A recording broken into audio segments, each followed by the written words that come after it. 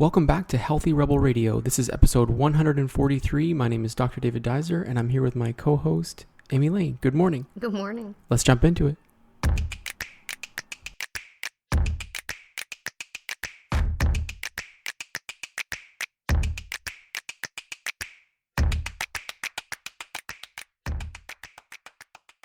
Welcome back to Healthy Rebel Radio. Thank you so much for tuning in. This is episode 143.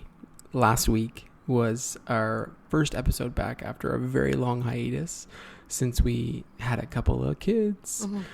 And we jumped right back into it last week, and we had a great response, good feedback. Wonderful feedback. People are very kind.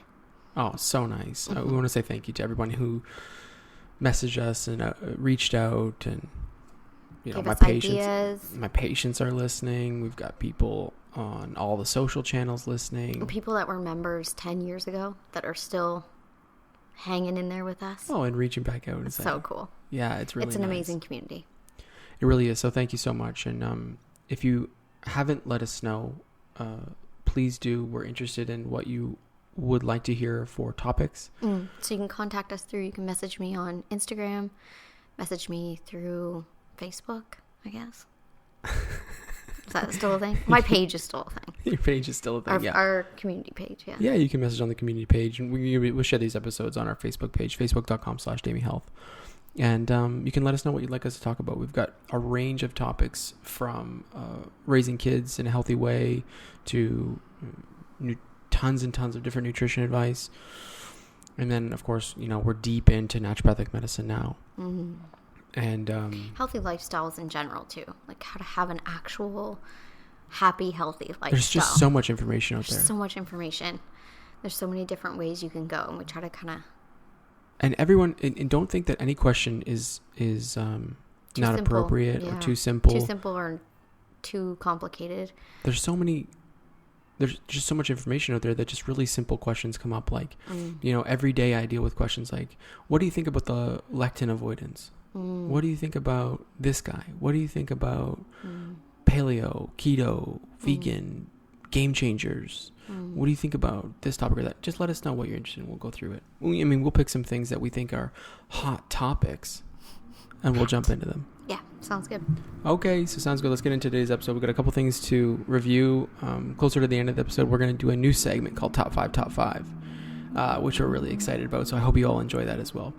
To start out with, we kind of wanted to review some of the things we're really, really interested in about talking about for the show, and go through a couple things about each one, and just give people kind of a primer about what we are passionate about.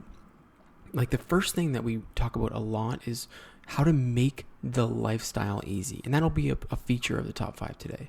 But part of that is making exercise easy.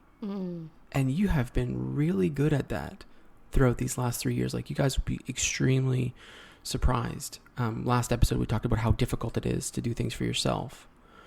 Well, this all-day workout thing has worked for you. And now... I feel like someone, you know how I have this fear because it's kind of happened. Someone that's really, like, quote-unquote famous, like, whatever famous is going to take my idea and, like, make it a thing.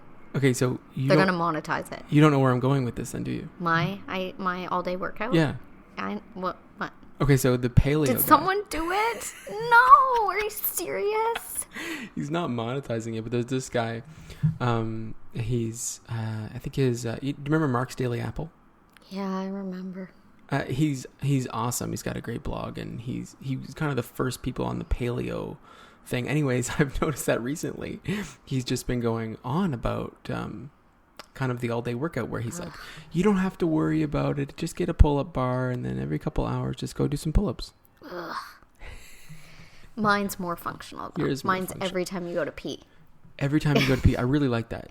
We talk a lot about, or I do with my patients anyways, talking about anchoring habits in order to facilitate discipline.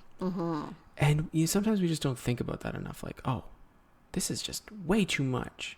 But if you anchor it to one thing, commonly, like my most common example is anchoring supplements to brushing your teeth. Because people don't forget to brush their teeth. No.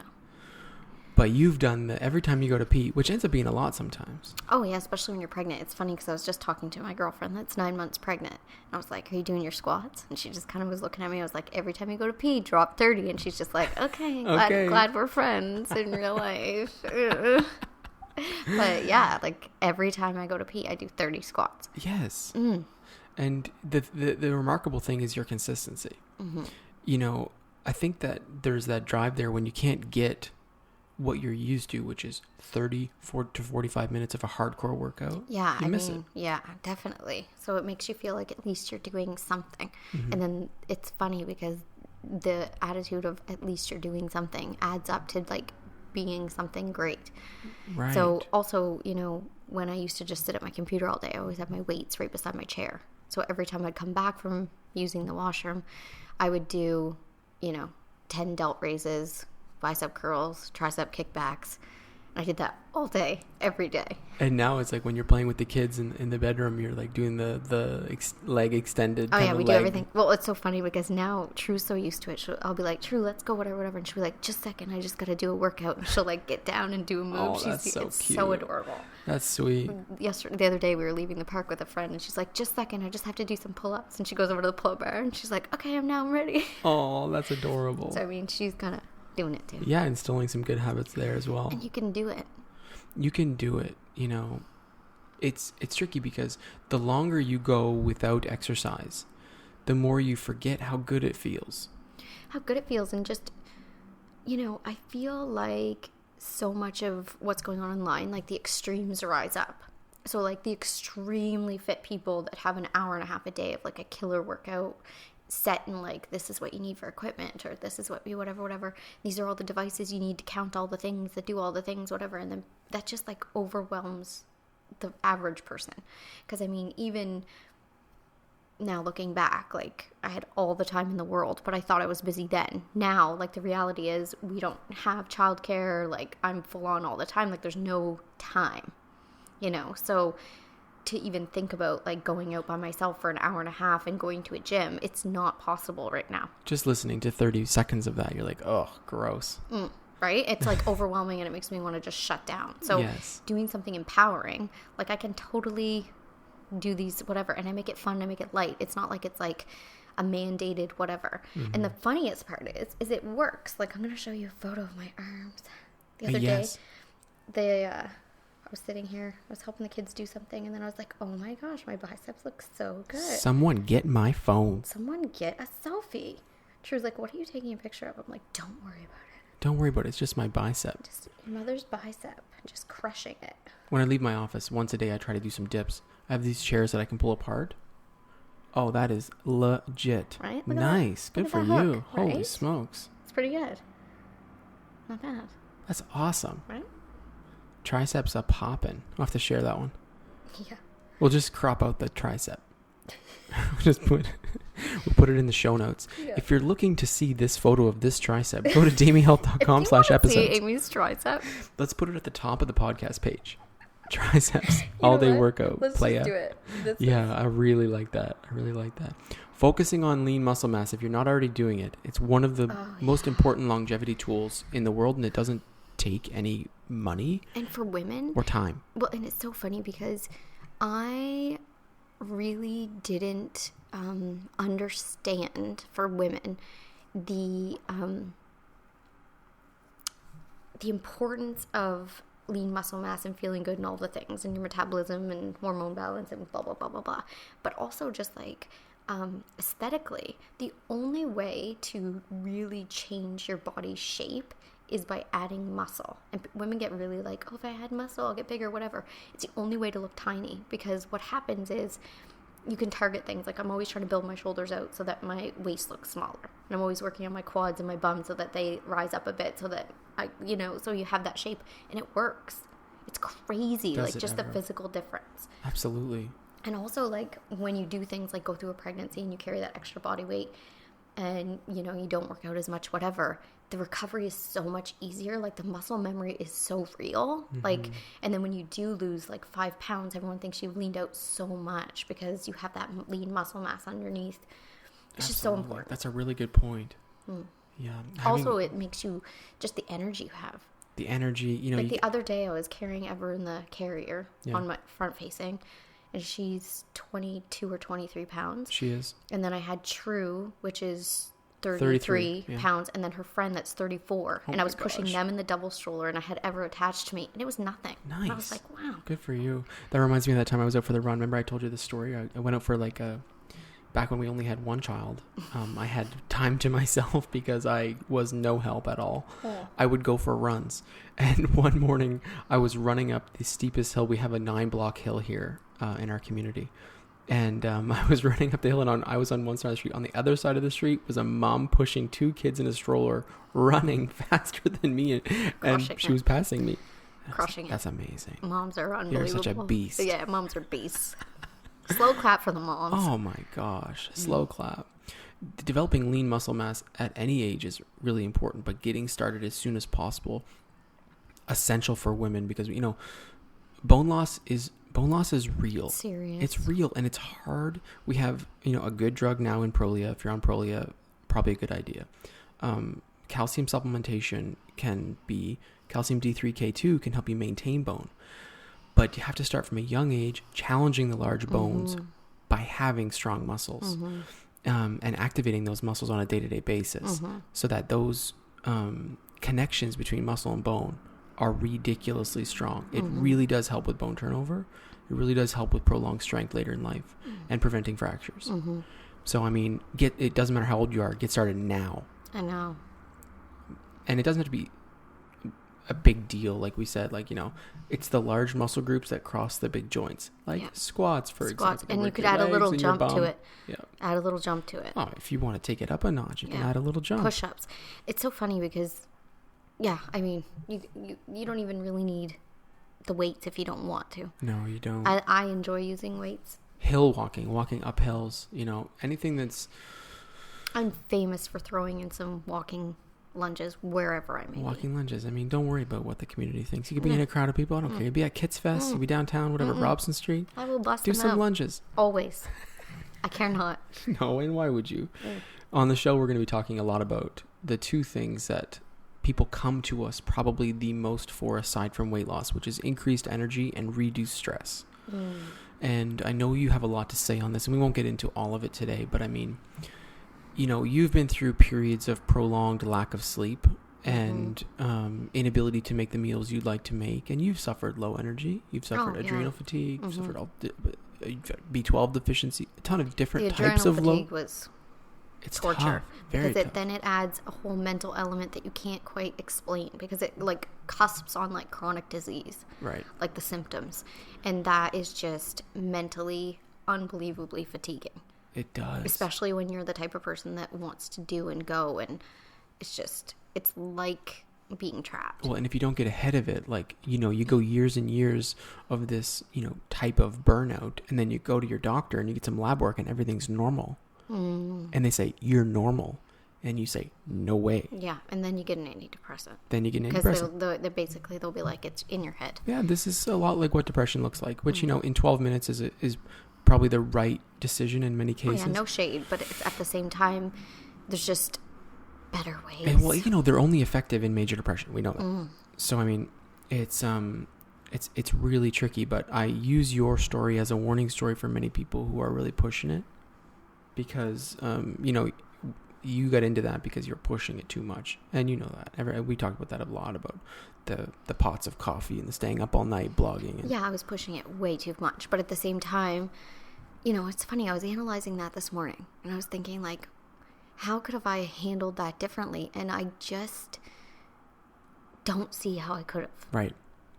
Like, I look back and I still don't know how I could have handled it differently. I mean, obviously...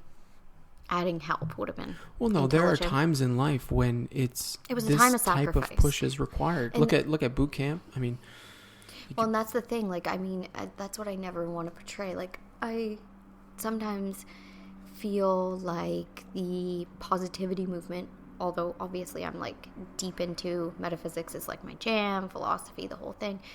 But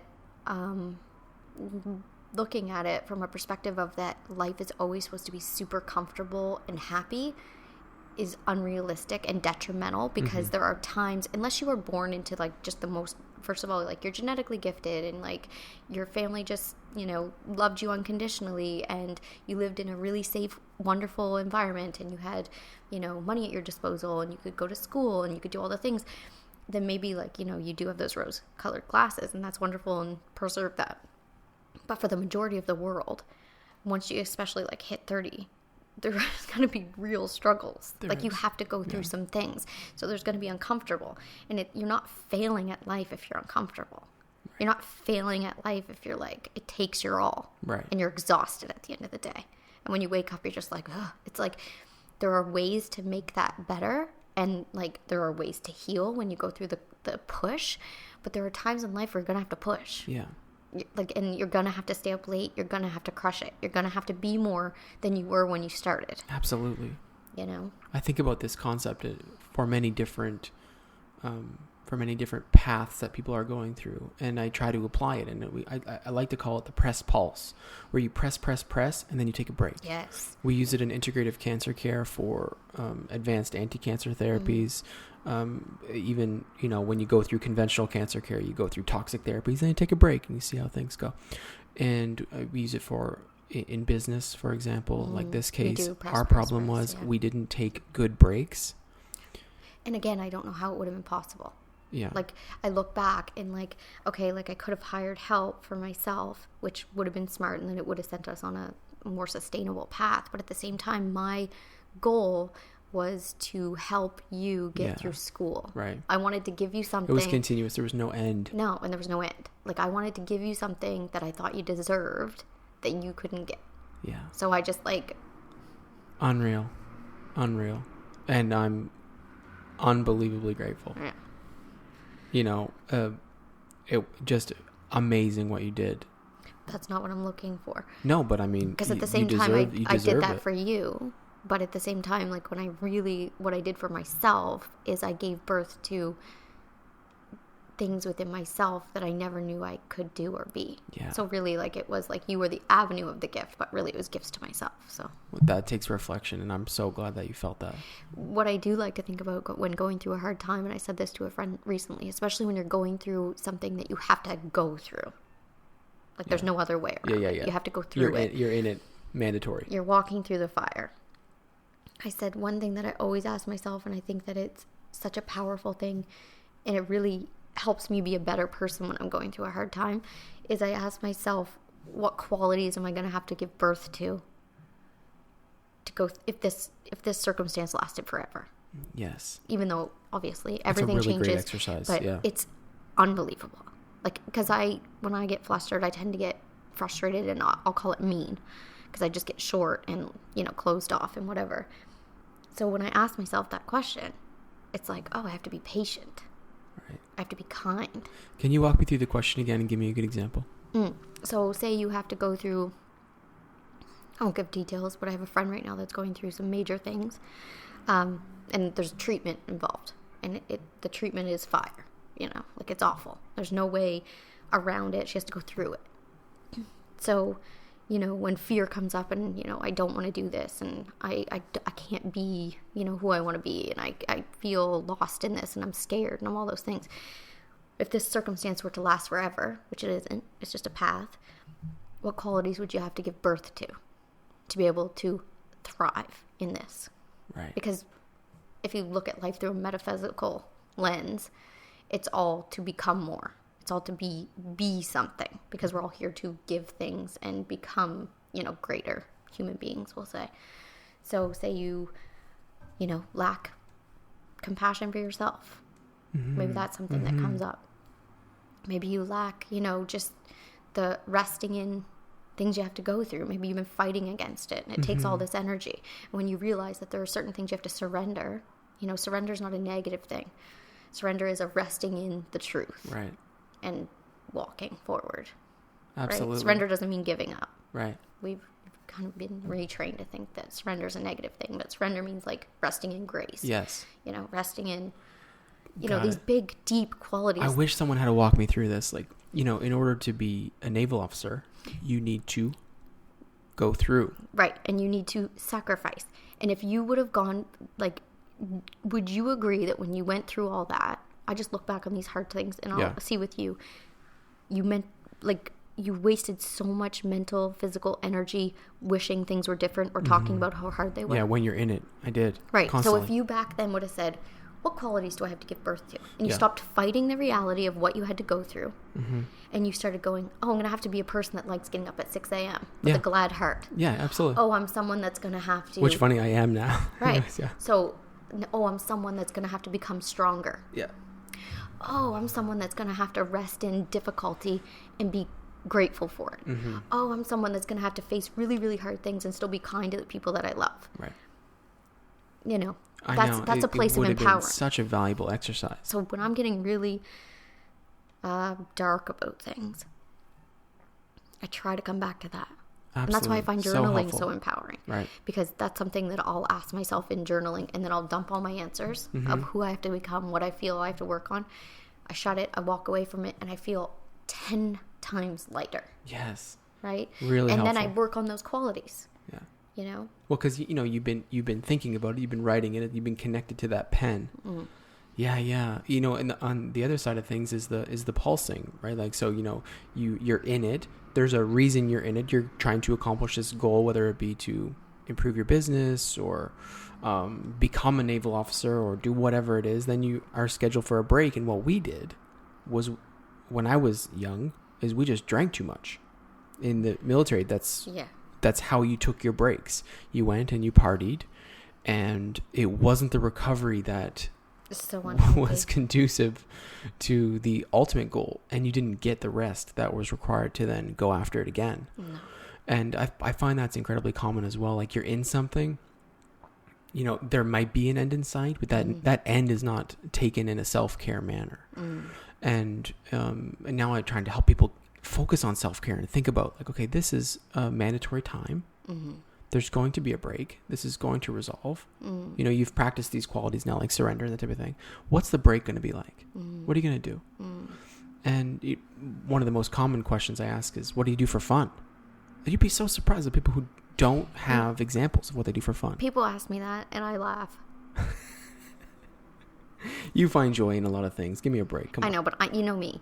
When I'm, like, in something, that's the only thing I've ever done. When I shut down for everything. Sure. Like, I'm a tunnel vision person. Hyper focus. So that always makes me laugh when people say that. Yeah. But yeah, obviously. Definitely. There's lots of things I do for fun, but it always makes me laugh when people say that. And then on the show, we'll jump into stress reduction. And we've got a ton of things to say on this as well. So we talk a lot about the physical body and the mental, emotional body. And then sometimes the connection to spirit and the mind-body spirit connection. We talk a little bit about that on the show. Heavy on it. Why not? Yeah. Why not? We have experience with many different traditions. We have read and been exposed to many different principles and practices that we would like to share with each of you. And of course, on the mental, emotional body, lots of different tools that we've used, like meditations and different types of meditations. And one thing I'm really trying to get people to do, just on a lifestyle side of things, is to take exercise as an endorphin rush only. Not to think about exercise as a weight loss tool, but think about exercise as a mood improver, as a mood balancer. And when you do that, you think, okay, I'm doing this for my brain. Yeah, it takes the heat. It takes the seriousness off. Yeah. Well, then you're not weighing yourself after the event. I'm so not into weighing. I've never been, but I'm, like, totally off it now. Yeah. Like, I can't stand it. Like, the measuring, the weighing, it's just too much. It's hyper-focused on these little tiny things when, like, in the big picture, unless you're going for, like, a very acute goal or, like, it's very serious that you have to do these, I just don't believe it's helpful. I think it's detrimental. Definitely. For the average person. You know, overall, like, one thing that I'm trying to develop is a cutoff point. Like, you know, you're 5'1", 105 pounds. So when you weigh yourself and it says 104.5, that's no difference than 105. But it is in a lot of people's mentality. It is completely, which means it's not worth weighing. A pass or fail. 100%. And not only that, like, there's so much, especially with women, like, hormonally, like, your body is supposed to hang on to a little bit of fluid at certain times of the month. You know, when you work out really heavy and you drink water, like the scale, you're going to retain water in a different way. There's all these different things, and it's all natural, and it should be happening. So fighting against it, like, I've seen so many women like live in dehydration. Yeah. And that's not reality. No, it's and not. It's all just to be a number they made up. Yeah. That they want to be 120 pounds. Right. They totally made it up. Mm-hmm. And they want to stay there, so they literally hurt themselves. Definitely. And you can't be a healthy, happy person. No, you can't. Mostly, I'm working with this schedule of weighing people who are over 200 pounds. Yes, So that's when you need to measure. You're right. If you're at 300 pounds and then 1 week later you are, you're 285 or 290, that's very, very motivating. Not all of that is going to be water loss. And also, I do use it when I have people that are overweight to a certain degree and have history in binging. Mm-hmm. Or, deep denial of what healthy eating is, or deep denial as to how much they're eating. Right. Because you need to use it as a tool. They need to see the truth. They need that mirror. Sure. That's a really good point. And, I've been there. And I'm saying this with compassion. I'm not saying them and me. I'm there too. Like, I totally get it. Yeah. You need the truth in your face when you aren't facing it. And seeing that scale and seeing like, oh, yeah, like eating copious amounts of whatever does make it so that I'm not healthily losing weight. Yes. If it causes you stress, it's gonna facilitate a plateau. Yeah, I mean, I'm certain types of stress are needed for life. Oh yeah. We have them for survival and for pushing forward, and that's what I'm saying about the positivity thing. It's not about being comfortable all the time. Right. Growth is not comfortable. You're becoming closer and closer to a stoic every single day. I've always felt like I was with my dark tendencies. Yeah, right. I meant to circle back to that because I feel like I touched on that. Everything, like, we're all gonna die last week. Okay. Yeah, right. Okay. So I need to just preface how I used that because I felt like that came off pretty dark. Pretty dark? No, I don't think it did. Which it didn't to me. Okay, so if you haven't clued in already, I contemplate a lot. I'm basically continually in contemplative meditation, so that's just where I live. What I like to do to guide myself to end goals that I regret is my biggest fear. I have a lot of regrets in my life, so I'm continually trying to avoid regret. So I'm always going to the end. Like, so say I'm at the end of my life, what am I going to wish I did? Especially with tough choices. Mm-hmm. Like, say, like with the spending all your time with your kids or spending all your time at work. Right. If those are your only two choices, I try to picture myself at the end of my life and what I will, whatever. So that's what I mean about that. That's where I try to go with it. And then I use it also with like nonsense that goes on in life. I'll be like, you know what? We're all going to die. This little thing doesn't matter. Nobody cares. It's over. Like, I try to use it that way. So it's an empowering thing. Totally empowering. Sounds dark. If you can practice it and stay present with the purpose of the exercise, I think it can be really valuable. Right. So if it just sounds way too dark for you and you're like, ugh, then try the regret one because that's my light version. Yeah. In 10 years, 20 years, what are you going to regret more kind of deal if you have to face a choice, or if you're trying to like push yourself to be a better person. Like if I'm having a really crotchety week with the girls, like if I'm just finding like life frustrating and, like normal toddler fights, I just can't take another one. I try to, in my mind, to get myself back to being a kind, loving, the idea of a mother, the real idea of a mother. I try to go to like 10 years down the road, 20 years down the road. I want my daughters to look at me and be like, thank you so much for loving me through all those hard times. Yes. Absolutely. That's significant. Is that called foresight? Yeah.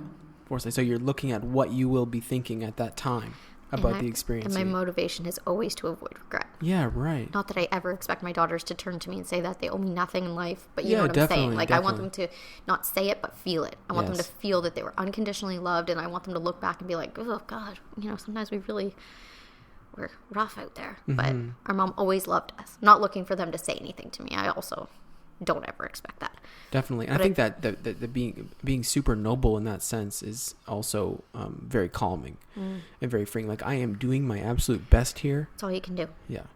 But I also feel like, because people will use that term as like an excuse, because like life is hard. Yeah. Things get super complicated, and like I've been there where it's like, you know, like life is just like coming down on me, and I'm just like, I feel like I deserve to be nasty because I deserve to lash out at someone, because life is really hard and I've been through a lot, and you know, nothing is handed to me, and blah blah blah blah blah. Yeah. But like, no, what's that? Like, that's just a waste of like, right. what's that? Like, what's that doing for life? Who am I inspiring? Who am I helping? Right. I'm not helping myself. I'm not helping anybody I love. I'm not helping a stranger. Like, you know, and plus it feels bad. Absolutely. In the moment, it feels bad. One thing I wanted to say about this whole stress piece, we were talking about measuring ourselves and the stress of the scale. And I wanted to mention about how I wore this continuous blood sugar monitor. Oh God, yeah. And you know, we when Amy back talks, off, ladies. back He's off, mine. ladies. I know exactly. You better watch it. So one thing that I think that is really important to mention, and this is part of your basis for not weighing people, asking people to weigh very often, is because of the stress that it can cause, and how your cortisol and adrenaline can go up when you're stressed. And if you have poor control of this, like for example, when I wore it causes your liver to dump sugar in your bloodstream. Like your blood sugar goes up when you're stressed because you need resources to run from the wolves. Yeah, it's all like, that's why like fear and anxiety and all those things, like they are positive qualities that we have to survive as humans that have turned in on themselves, and like in modern society we don't need to run from the wolves as frequently. No, we still have to at points. Sometimes, you know, you never know. You're out in the woods, anything can happen up there. We saw bears. Do we see a wolf? No, a cougar. Cougar. Yeah, cougar. It was at a significant distance, thank gosh. But it was very magical. So I wore this monitor, and I go through stress sometimes, and I have periods of higher than normal stress, and the number goes up without eating. It's crazy. Amazing. So the same thing happens with exercise. Shortly, for exercise, it goes up and then it comes right back down. So your blood sugar goes up, which in turn causes insulin to go up, because you gain weight, right, or retain weight or whatever. But also when you're stressed in that kind of weighing yourself, whatever mentality, then you make bad food choices because you spiral. So either you go way too far and like you starve yourself basically, which, you know, starving your body of nutrients is doing nothing for anybody. And or the other side of things, you get into the, you know what, I'm exhausted with this, nothing works, I'm going to go get whatever the junk is. You know, to hell with it. I just don't deserve to have what I want. Drama comes in. And then you feel bad for yourself. Then you're like sitting in the dark eating ice cream, and it's just, you know. Yeah. I think that you're the only thing that there might be benefit on this side of thing is the gamification of it. You don't really need the gamification because you seem to be living in the moment mostly, and practicing that in the momentness in thinking about regret. But a lot of people, they need their Fitbit or else they're just not going to walk. You know what I mean? Like, for example... Okay, I'm going to say something. Please do, because I know that you love this topic so much. This isn't of course, but maybe. Are we doing that today? So, it may make you mad. I'm sorry. But after working with, personally, over 5,000 women, there is a correlation, and I, of course, have not run a study on this per se, and I can break it down, but I don't know exactly. But there is a correlation between the people that come to me, that do all the counting and have all the devices, and being of a higher body weight and not being ever able to get to their goal. Where people that come to me that are relaxed and open and do appropriate measuring with like a lighter heart and like less neurotic and mathematical about the whole thing, they just find success easier. Because, and I think it comes down to that, like, life isn't, you can't weigh and measure everything in life. You can't. It's absolutely true. So when something comes like Christmas, and you're going to all the holiday parties, and, you know, you have all the events, and you're traveling, and you go to a cold climate, and you can't work out, and you can't, the wheels come off for those types of people. And those are people that come back to me in January 20 pounds heavier. Right. The weighing and measuring people. Absolutely. Whereas and you know my rebuttal to this, so I don't know if you want me to get into it or But not. You and I are so different. That's the thing. Fair. You don't really come from and I don't want to put gender on it, but like you don't come from and there's lots of women that don't either, but you don't come from like a mental emotional attachment to food. Right. You just don't have. And a lot of women I work with do. Definitely. My rebuttal, though, although I'm with you and I've seen that, I understand what you're saying, and I know that has been your experience. My rebuttal is that probably the people who have found benefit with these tracking tools don't need us because they found benefit already. Yeah, and I mean... And that would speak to... So yes, for sure. So this group that we're speaking about... everybody needs a coach. Even a coach needs a coach. Okay, fair. For that direction. Would speak to that the problem is really that there's some other holistic reason, some reason that the 10,000 steps is not working. And you're saying that it's because of this emotional connection to food. So this group of people have the tracking devices, have tried these other tracking tools like calorie tracking. Not mental emotional attachment to food per se, but a mental emotional blockage of sorts. Yes, as one potential that sometimes cause. That the food or self-abuse cycles will take any form they can. I would say hormone imbalance and stress 100%. And inflammation, all those things can be in the category. Food is a common one because everybody has to eat. So like say if you have an abuse cycle with like alcohol, it's obviously very difficult and a very challenging addiction to get over, but you aren't mandated to drink every single day. Right. You have to eat to survive. Have to eat.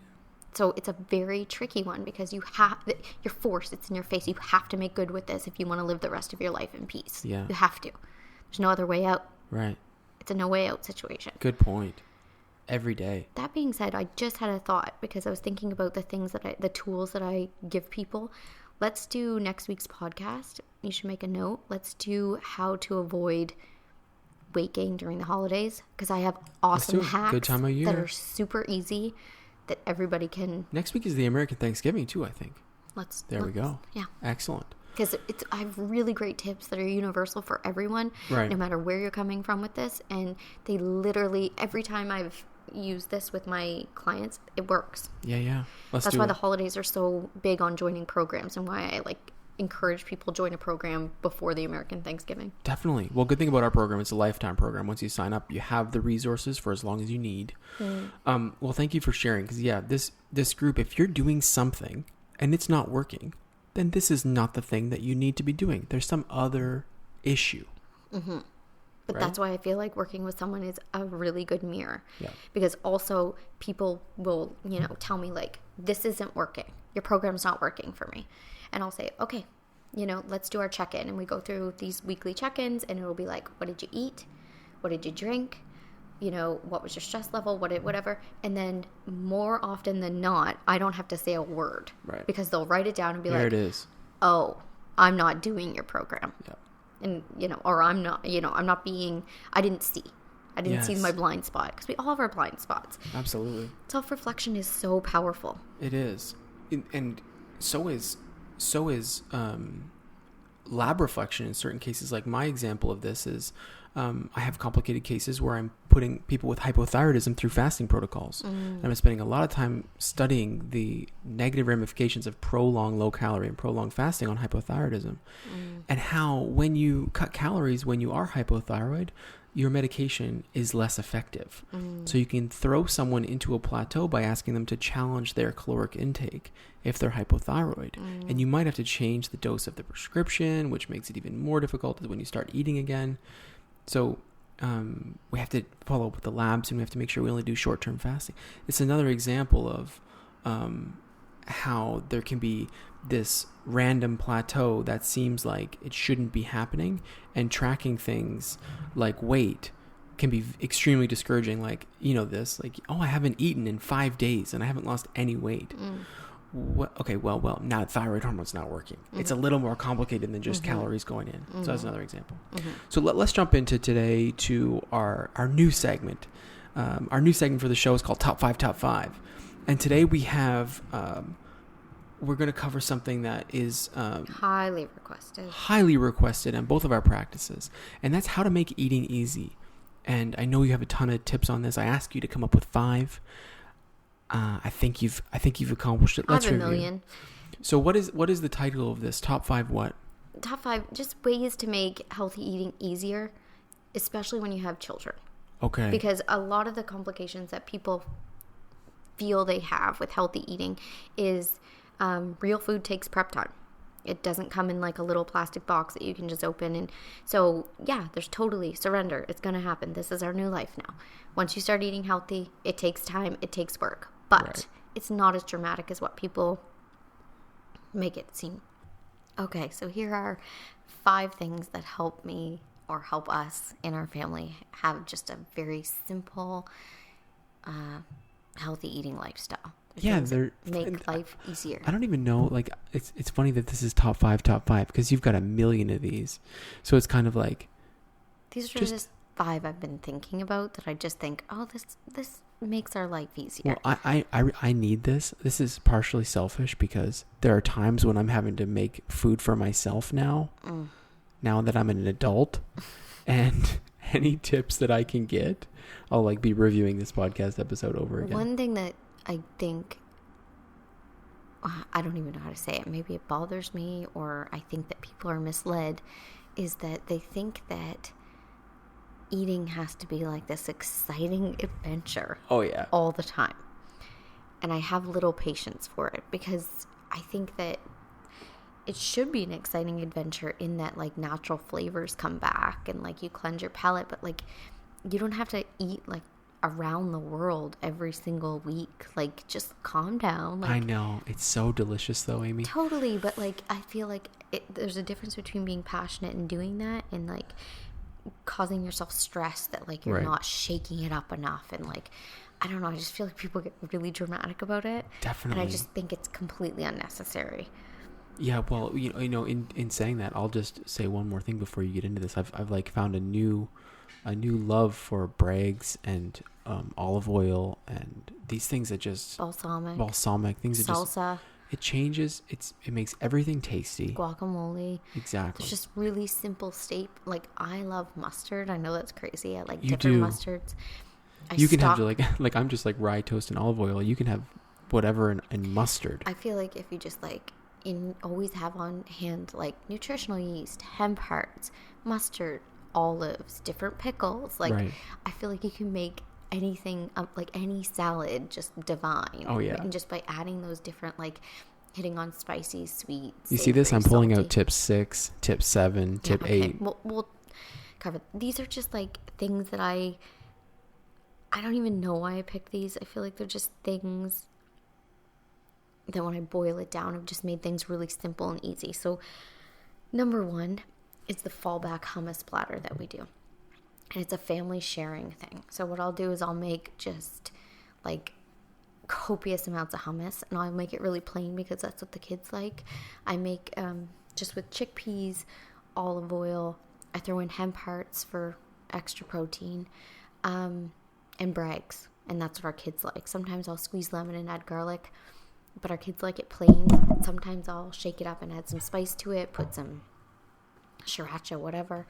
But our kids just like plain and simple, so a lot of the times I'll just keep it that way, and then you and I can spice up our wraps as we want.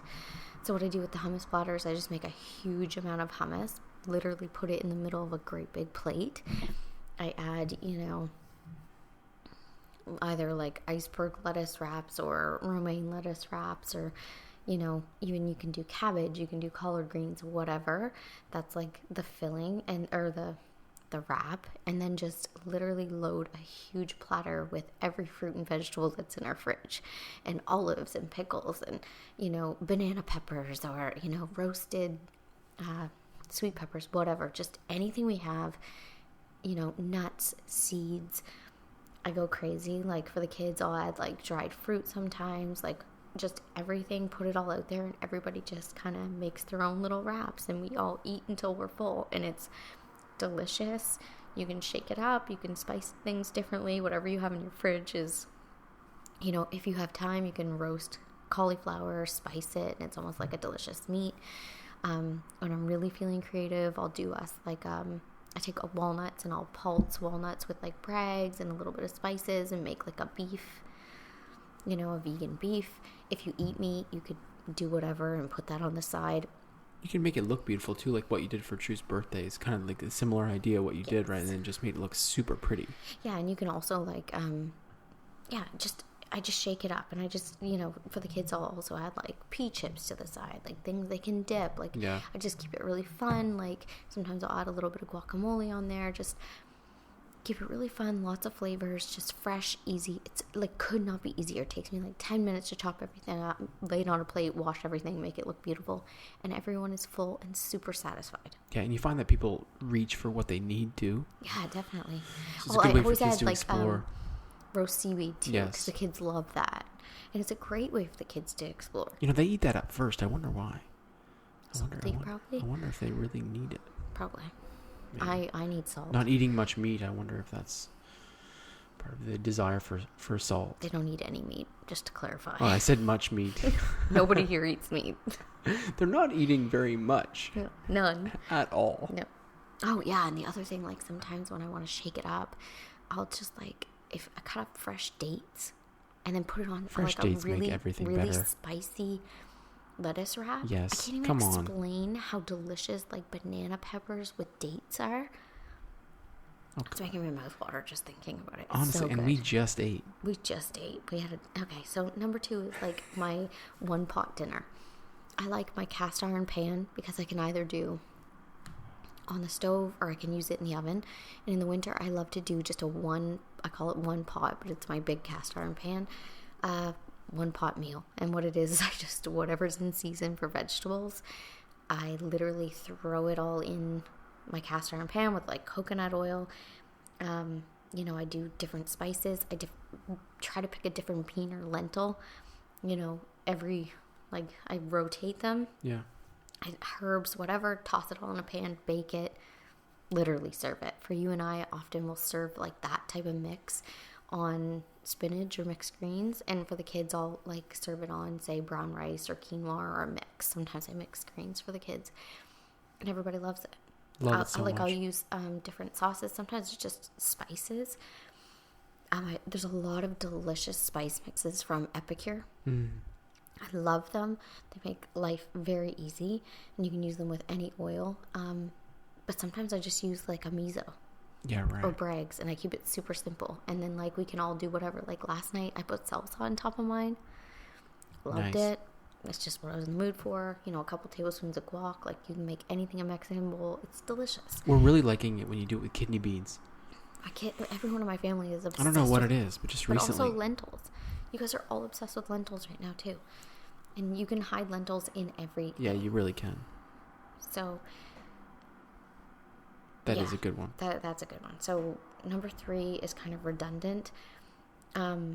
Just wraps for everybody. So I'll make like, say, brown rice, and I'll make like,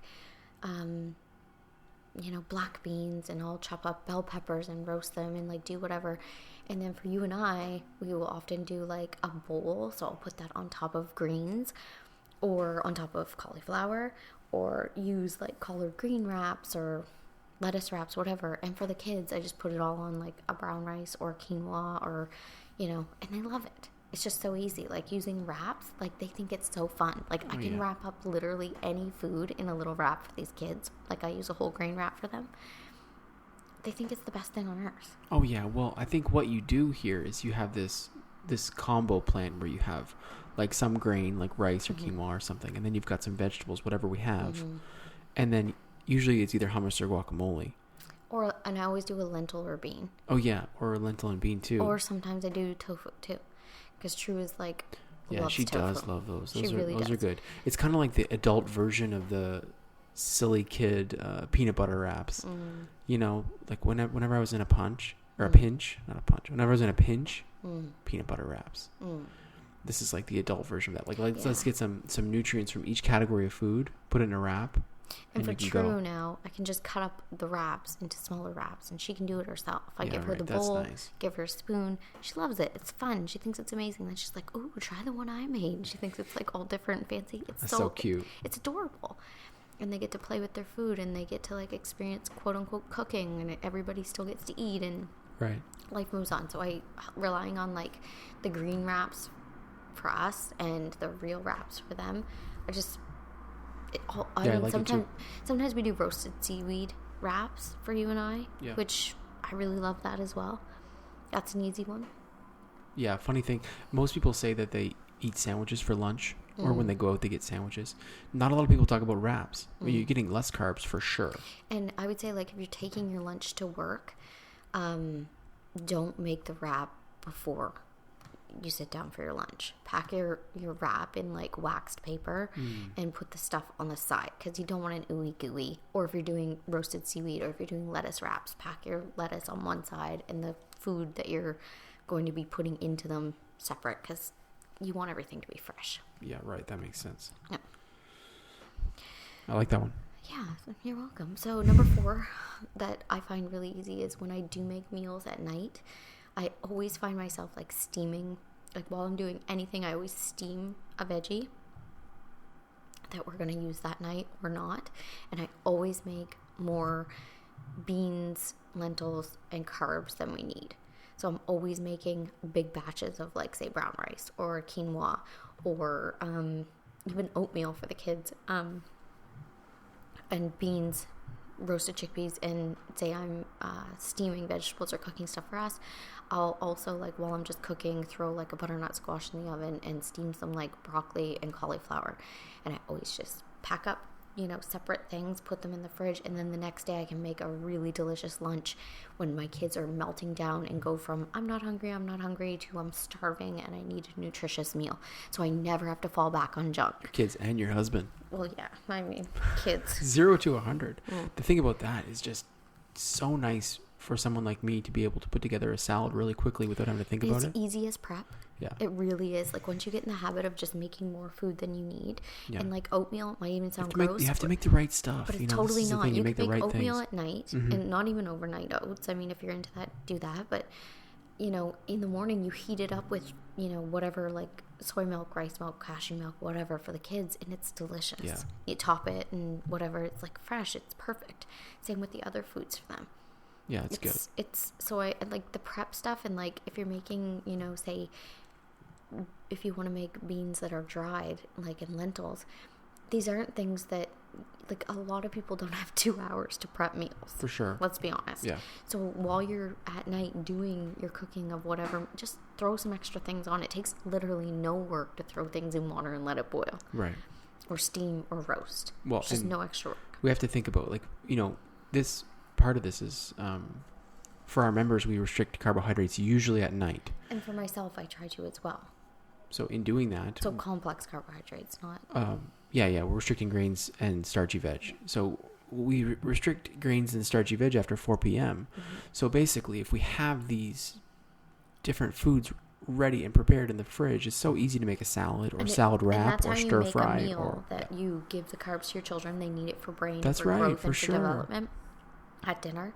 And then for you and your spouse or whoever, you have a meal that goes on greens. It's just so easy. Like it isn't that I'm making multiple meals for people, because I'm not. Yeah. I'm literally just dividing and serving. Like, it's so easy. That's right. And the way that we make it sustainable and satisfying and satiating and lasting for energy is that we add fat at dinner. So basically, it's like if you're thinking about the fat content, it's like olive oil, nuts and seeds on top of whatever this is. Coconut cream. Coconut cream. For some people, it's feta.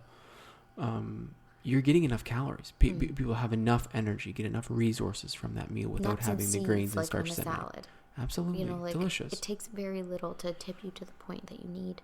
I really want to have a nut and seed setup with pretty like jars and organized situation. So many people do, and I see it on Instagram, and I think, why can't I? Like, we all just consume I want it so all. bad. Like, even the baby. I just She's hate obsessed. doing the whole thing at Whole Foods where you have to go and bag it.